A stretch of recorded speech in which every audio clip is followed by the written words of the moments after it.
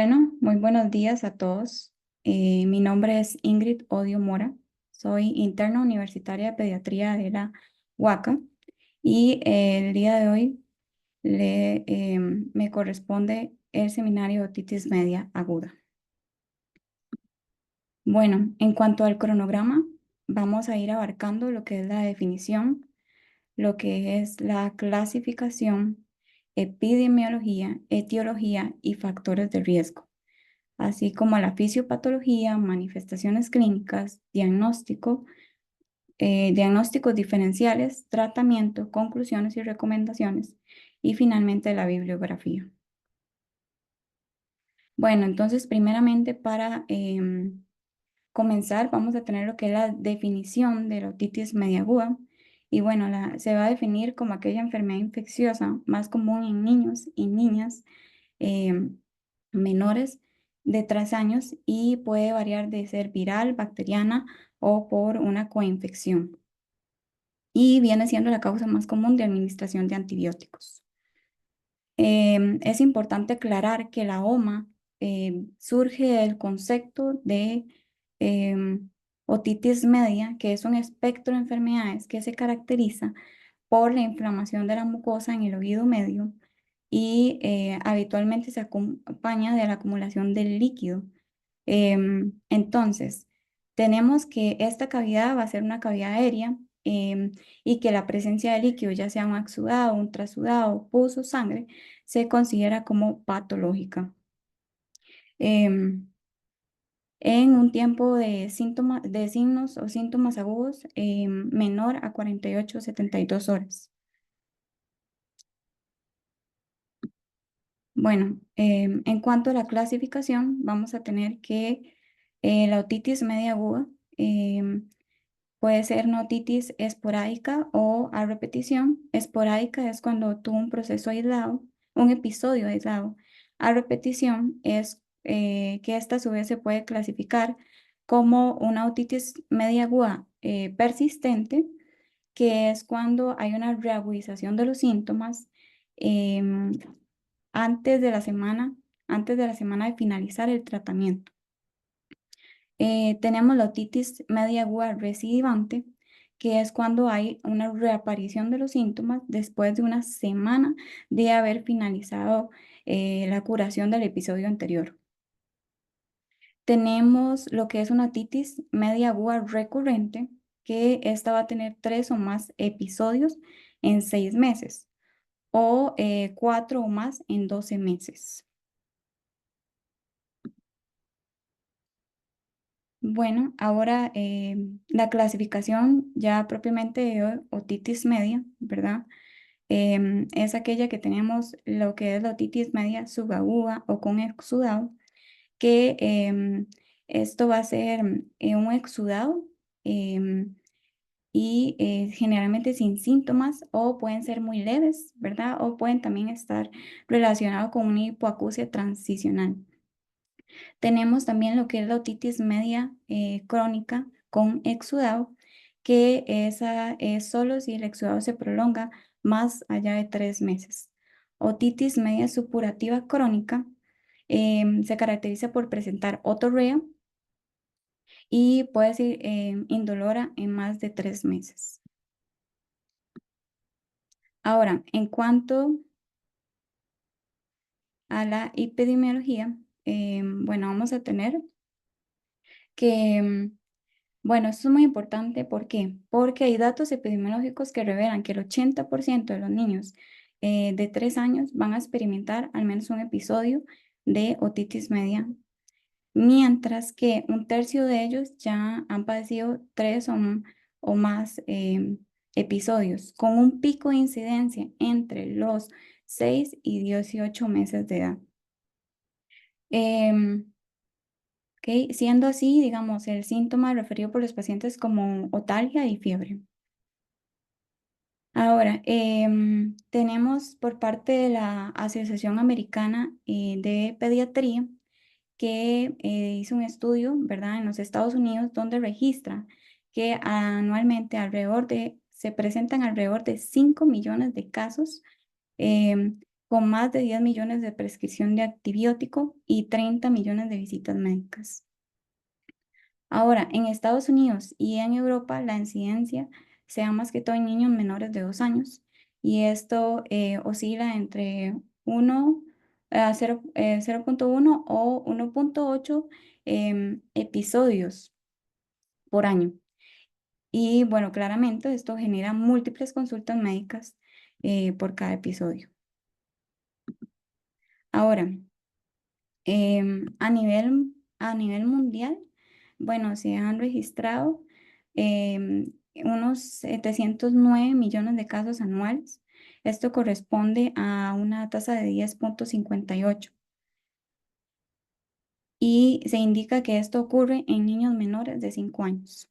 Ahora, en Costa Rica, es una de las principales causas de consulta pediátrica y vamos a tener que, según un estudio planteado por la Caja Costarricense de Seguro Social, reportó que la OMA representa el 25% de las consultas pediátricas, dando así una mayor frecuencia, ¿verdad? O incidencia en lo que son las épocas de lluvias, em, donde las infecciones de vías respiratorias aumentan. También está relacionado con la exposición de tabaco en el hogar o con la asistencia a guarderías. Ahora, en cuanto a la etiología, bueno, vamos a tener que los patógenos más comunes van a ser Streptococcus pneumoniae. Sin embargo, históricamente el Streptococcus pneumoniae era el patógeno más común, ¿verdad? Para la otitis media aguda, pero debido a la inmunización por parte de la vacuna del neumococo, el Haemophilus influenza se ha convertido en el más frecuente. Tenemos también el Moracella catarrhalis y Streptococcus hemolíticos del grupo A y B, ¿verdad? Como Streptococcus pneumoniae y Streptococcus pyogenes. Patógenos virales, vamos a tener lo que es el virus sincitial respiratorio, el virus de la parainfluencia, el virus de la gripe, el rinovirus y el adenovirus. Bueno, en cuanto a los factores de riesgo, bueno, es importante lo que es la edad, ¿verdad? En niños menores de 3 años. El sexo masculino, ¿esto por qué? Porque los hombres van a tener una maduración más lenta en la trompa de Eustaquio. Y entonces esto hace que ésta se vuelva más corta y menos inclinada. Ya más adelante lo vamos a ver bien con la fisiopatología. También la presencia de hormonas masculinas influye. ¿Por qué? Porque hace que se madure negativamente una respuesta inmunológica y hace más susceptible, ¿verdad? El cuerpo a infecciones. Los antecedentes serofamiliares de otitis media aguda, ¿verdad? Está relacionado más que todo con lo que sería la anatomía de la trompa de Eustaquio. Tenemos también lo que son las guarderías, ¿verdad? Porque hay una mayor exposición por parte del patógeno a tener contacto con otros niños. Tenemos también lo que es la estación fría, ¿verdad? ¿Por qué? Porque coincide con el desarrollo de lo que serían los patógenos virales de un virus sincitial respiratorio, un virus de vías respiratorias superiores. Em, Tenemos que la lactancia artificial, ¿por qué? Porque muchos estudios han demostrado que los niños que son alimentados con fórmula tienen mayor riesgo de otitis media que los niños amamantados. ¿Por qué? Por los anticuerpos maternos y también lo que tiene que ver con la alimentación, ¿verdad? Y entonces esto hace que conduce a lo que es una agrupación de leche en la trompa de Eustaquio. Em, y también está relacionada con la alimentación del biberón, ¿verdad? Porque puede haber ahí un desvío de la leche hacia lo que es la trompa de Eustaquio. También está relacionado con el tabaquismo, ¿verdad? Tenemos que, ¿qué va a pasar? Va a pasar que la nicotina va a reducir la protección mucociliar de la trompa de Eustaquio. Entonces, esto hace al oído medio más susceptible a infecciones. También tenemos lo que es la genética. Se ha hecho una relación con los alelos de TNFA 86.3A y el TNFA 376G. Esto ocasiona unos defectos, ¿verdad?, en el neonato a nivel de lo que es la trompa de Eustaquio. Ahora también tenemos anormalidades anatómicas, tanto como es el paladar hendido, como la trisomía 21, y entonces esto genera una mayor incidencia en lo que es la otitis media, ¿verdad? Y se cree que es el resultado de una morfología anormal en lo que es la trompa de Eustaquio. ¿Ok? Y ya, eso sería todo. Sigamos, fisiopatología. Ahora, en cuanto a la fisiopatología, vamos a tener, bueno, vamos a poner este video para que vamos a separar. Entonces, acá tenemos anatómicamente, ¿verdad? Cómo se visualizaría el oído, la estructura. Entonces, vamos a tener bueno, el oído externo, ¿verdad? Va a estar conformado por lo que es el pabellón auditivo, va a estar conformado por lo que es el lóbulo y lo que sería el conducto auditivo. Entonces, como parte del oído medio vamos a tener a la membrana timpánica, vamos a tener a los huesecillos que van a ser el martillo, yunque y estribo, y como parte del oído interno vamos a tener a lo que sería la cóclea y los canales semicirculares. Entonces, ¿qué sucede? Bueno, vamos a verlo bien. Entonces, oído externo, medio, interno. Ujú. Vamos a ver acá cómo las ondas sonoras van a atravesar el oído externo, van a hacer vibrar a la membrana timpánica y así van a conectar con los huesecillos.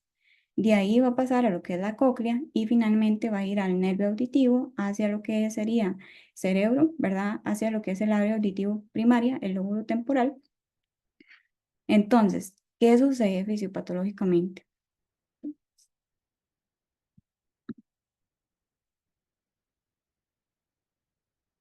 ¿Mm?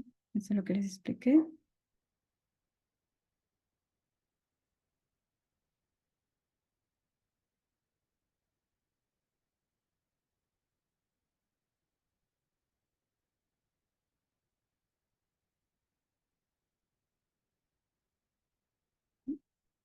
Entonces, ¿qué va a suceder?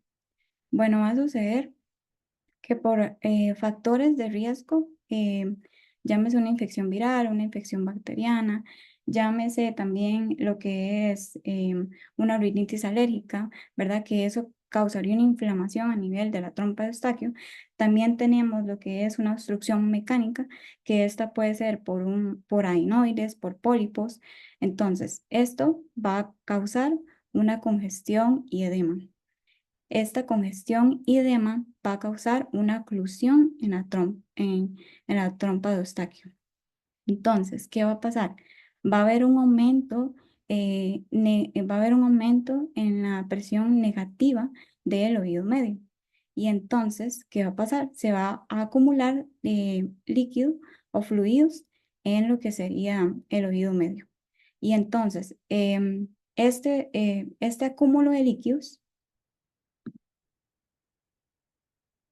este acúmulo de líquidos. Ujú. Entonces, este cúmulo de líquido va a ser como un reservorio, ¿verdad? O un lugar que va a ser propenso a lo que sería el reclutamiento de citoquinas y mediadores inflamatorios. Y entonces, este reclutamiento de citoquinas y mediadores inflamatorios van a aumentar la secreción, van a aumentar el proceso infeccioso, van a aumentar lo que es el cultivo acá de bacterias y entonces, esto va a llevar a una retracción de la membrana timpánica y también una membrana timpánica abultada, causando lo que son las sintomatologías de otalgia, fiebre y la pérdida conductiva de la audición. También hay un factor que está relacionado, ¿verdad? Que es que los niños pequeños van a tener, van a tener una trompa de Eustaquio más inmadura, esta va a ser más corta, a diferencia de la del adulto, que va a ser más larga, va a ser vertical, ¿verdad? La del niño viene siendo más corta, más horizontal, y entonces esto va a facilitar el ingreso, ¿verdad? De líquido.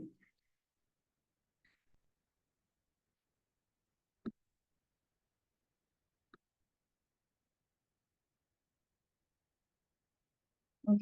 Ahora, en cuanto a las manifestaciones clínicas, bueno, vamos a tener que los síntomas pueden ser inespecíficos, ¿verdad? Pueden ir desde un cuadro leve o incluso hasta traslaparse con síntomas de vías respiratorias superiores, ¿verdad? Como lo que sería la tos o la rinorrea. Entonces, podemos tener sintomatología general como pérdida auditiva del oído afectado, podemos tener fiebre y podemos tener otorrea. Ahora, en los bebés, ¿verdad? Es más complicado, ¿verdad? El bebé se va a presentarse irritado, llanto incesante, puede tocarse repetitivamente el oído, ¿verdad? Como con malestar eh, de la oreja, ¿verdad? Que le molesta. Pueden haber alteraciones del sueño, puede, puede tener una respuesta negativa al alimento, puede incluso tener fiebre, convulsiones, vómitos intermitentes.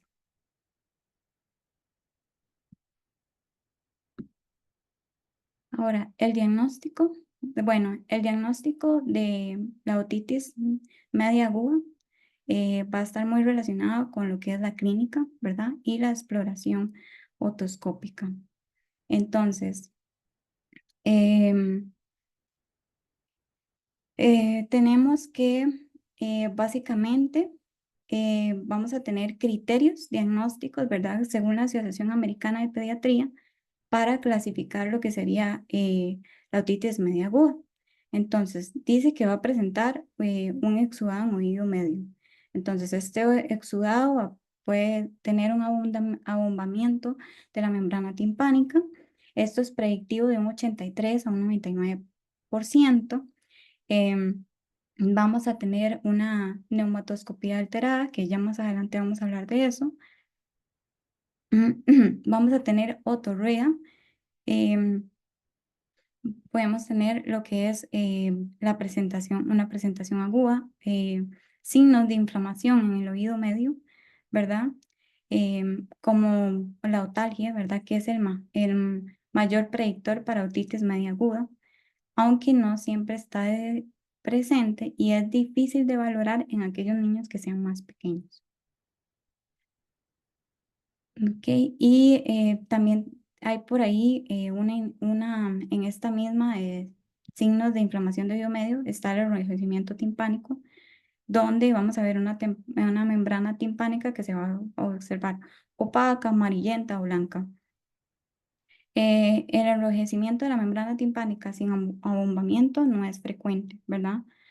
Em, es un 15%. Em, Ahora, una membrana timpánica roja o hemorrágica no es específica.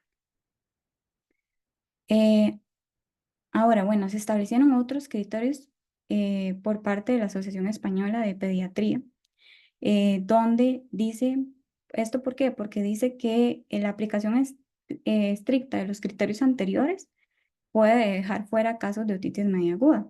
Entonces ellos incluyeron lo que es la otitis media aguda confirmada, que es cuando se cumplen tres criterios de los anteriores, de aparición aguda de otalgia o con una otoscopía positiva o que el paciente presente otorrea. ¿Okay? Y también incluyeron lo que es la otitis media aguda probable, donde vamos a tener otoscopía significativa, ¿verdad? Rasgos otoscópicos, pero sin otalgia. Em, ¿Ok? Y también esto hace mucha referencia a lo que es la otalgia, ¿verdad? Sin una otoscopía concluyente. Aquellos niños que no se les pudo dar una buena visualización a nivel de lo que es el otoscopio. Ahora, bueno, entonces, diagnóstico. Bueno, el diagnóstico em, se puede, bueno, la clínica, como anteriormente lo mencionamos, y también está relacionado con la otoscopía. Bueno, entonces vamos a tener por acá, bueno, vamos a tener una anatomía que ya se las comenté, y entonces tenemos el examen otoscópico. ¿Qué va a pasar? Vamos a tener una membrana timpánica clara, con una prominencia de lo que es el malleolo, de lo que es el martillo, y vamos a tener un reflejo de la luz. Ahora, ¿qué pasa en otitis media aguda? En otitis media aguda vamos a observar una pacificación, un eritema, vamos a tener una membrana timpánica que está abultada y vamos a tener una pérdida en el reflejo de la luz. Ujú. Ahora, básicamente, bueno, vamos a tener em, lo que es, bueno, esto también indica lo que es una membrana timpánica sana o normal, ¿verdad? Entonces, vamos a tener un disco ovoide, ¿verdad? Y este disco ovoide va a ser translúcido, nacarado, ¿verdad? Y vamos a tener una estría Mallaris, que es esta línea negra de acá. Y entonces, esta se va a levantar por el malleolo, ¿verdad? Como lo vimos acá. Se levanta por la prominencia malleolar y entonces va a dividir el tímpano en 4 cuadrantes. 1, 2, 3 y 4. Entonces dicen que el cuadrante 4 va a hacer lo que es la parflasia. Tenemos lo que es el cuadrante 1 y 2, ¿verdad? Que aquí en estos cuadrantes se va a ubicar lo que es el cono de la luz o el reflejo de la luz. Ahora, tenemos por acá lo que sería una otitis media serosa, ¿verdad? Donde vamos a observar acá una burbuja de aire, ¿verdad? En lo que sería el cuadrante antero superior. Tenemos también el gold standard, ¿verdad? Que es la otoscopía neumática. Entonces, la otoscopía neumática básicamente va a ser un bulbo, ¿verdad? Un bulbo neumático que se va a conectar al otoscopio y va a permitir la evaluación de lo que es la movilidad de la membrana timpánica. Entonces, ¿qué va a pasar? Entonces, cuando tengamos incertidumbres de la clínica de lo que es una otitis media aguda y para confirmar la presencia de derrame en el oído medio, vamos a utilizar esta técnica que va a ocurrir o se caracteriza por una hipomovilidad de la membrana timpánica y esto va a revelar una movilidad timpánica ya sea mínima o lenta y, mm, y va a tener la presencia de líquido. ¿Ok? Esta es la técnica que recomienda la Asociación Americana de Pediatría. Ahora, en cuanto a los criterios diagnósticos. eh, criterios diagnósticos diferenciales. Bueno, vamos a tener lo que es diferenciar una otitis media aguda de una otitis media externa. Entonces, primero, ¿qué tienen en común ambas? Bueno, van a tener un exudado en la cavidad del oído medio. Esto va a disminuir lo que es la movilidad de la membrana timpánica y dar un aspecto turbio opaco. ¿Sí? Em, Bueno, tienen otorrea y otalgia, ambas. Ahora, la otitis media aguda se va a caracterizar por presentar una membrana timpánica abombada o blanquecina, amarillenta, pálida por la presencia de pus o cavidad en el oído medio. Es menos frecuente que esté eritematosa, pero puede suceder. Y puede haber también una perforación otorrea, pero ya eso sería una perforación timpánica, ¿verdad? Y esto ya sería como una complicación. Ahora, generalmente secundaria a una infección por vías respiratorias superiores. Em, el paciente tiene una otoscopía previa descrita y, bueno, la perforación de la membrana timpánica. Ahora, la otitis media externa. La vemos por acá. Entonces, la otitis media externa va a tener una membrana timpánica retraída en posición neutra. Va a tener como una coloración ámbar. Puede ser gris o azulada. Y se pueden ver burbujas a nivel de lo que es hidroaéreo. Hidroaéreo. Ahora, puede cursar con hipoacusia o malestar. Y bueno, esto se da generalmente en pacientes que tengan antecedentes de haberse expuesto al agua o que hayan tenido una manipulación del conducto auditivo externo, ¿verdad? Por ejemplo, la limpieza con un hisopo o también por el rascado. Y entonces el paciente va a presentar también dolor al traccionar el pabellón. Eh, Puede haber presencia de edema o eritema. También tenemos lo que es la mastoiditis, que sea por continuidad, es poco frecuente porque reciben tratamiento antibiótico, entonces ya no es tan común. Y tenemos la otitis media supurativa crónica. Ahora, en cuanto al tratamiento, bueno, el tratamiento es importante valorar a cada paciente, ¿verdad? Verificar posibles complicaciones. Ya una vez que se establezca esto, entonces se puede dar analgesia al paciente. Se le puede dar acetaminofén de 15 miligramos por kilo por dosis, vía oral, cada 6 horas. Se le puede dar también ibuprofeno, 20 a 30 miligramos por kilo, vía oral, cada 6 horas. Ahora, una vez que yo le doy tratamiento analgésico, yo lo revaloro en 48 72 horas. Y si el paciente no mejoró o tuvo un empeoramiento, entonces se le va a administrar antibiótico. ¿Ok? Ahora, indicaciones para darle al paciente antibiótico. Bueno, la que les mencioné anteriormente. Y también lo que sería la otitis media aguda severa, ¿verdad? Que tenga riesgo de recurrencia, que tenga menos de 6 meses o que sea menor de 2 años con una otitis media bilateral, que sea algún inmunocomprometido, que tenga una fiebre superior a 39 grados, niños que no se les pueda dar seguimiento porque vivan en zonas alejadas. em, bueno, básicamente. Ahora, en cuanto al antibiótico, la primera elección viene siendo la amoxicilina, ¿verdad? Pero a dosis altas. ¿Por qué? Porque, bueno, es de bajo costo, cubre bien y,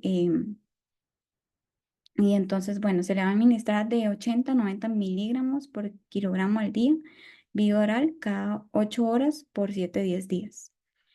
¿Ok? Si el paciente resulta ser alérgico a las penicilinas, entonces se le podría poner una cefalosporina de segunda generación, como lo es la cefuroxima, 30 miligramos por kilogramo al día, vía oral, cada 12 horas. Em, También se podría pensar en un macrólido, como es la claritromicina, ¿verdad? De 15 miligramos por kilogramo cada 12 horas vía oral, acitromicina, 10 miligramos por kilo vía oral. También se le puede pensar en una levofloxacina, en 10 miligramos por kilogramo cada 12 horas vía oral.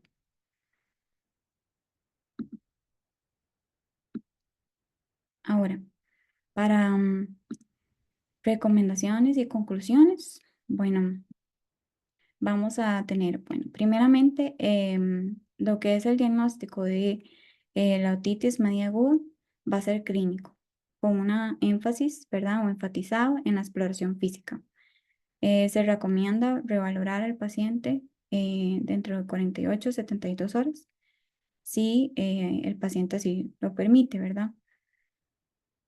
Tenemos que la otoscopía neumática se realiza por un personal capacitado, ¿verdad? Y es la prueba, y es una prueba muy útil para el diagnóstico. Bueno, analgesia se le va a brindar paracetamol, ibuprofeno. Em, También vamos a tener lo que es una conducta expectante o la prescripción antibiótica con una información adecuada por parte de los cuidadores, ¿verdad? Para la administración del antibiótico. Esto es una estrategia muy apropiada para niños que son mayores de 6 meses, siempre que no existan factores de riesgo. El antibiótico, bueno, de elección para la otitis media aguda, ¿verdad? Sin factores de riesgo, va a ser amoxicilina. En casos donde haya gravedad, los factores de riesgo, sospecha por hemófilos influenza, se debe considerar la administración de amoxicilina más ácido clavulánico. La duración del tratamiento antimicrobiano debe ser individualizada, especialmente en aquellos pacientes donde no tengan una buena evolución y también tengan grupos de riesgo y complicaciones. Y por último, indicar que la lactancia materna en los primeros 2 años de vida se recomienda también como medida preventiva. Esta es mi bibliografía y muchas gracias por su atención.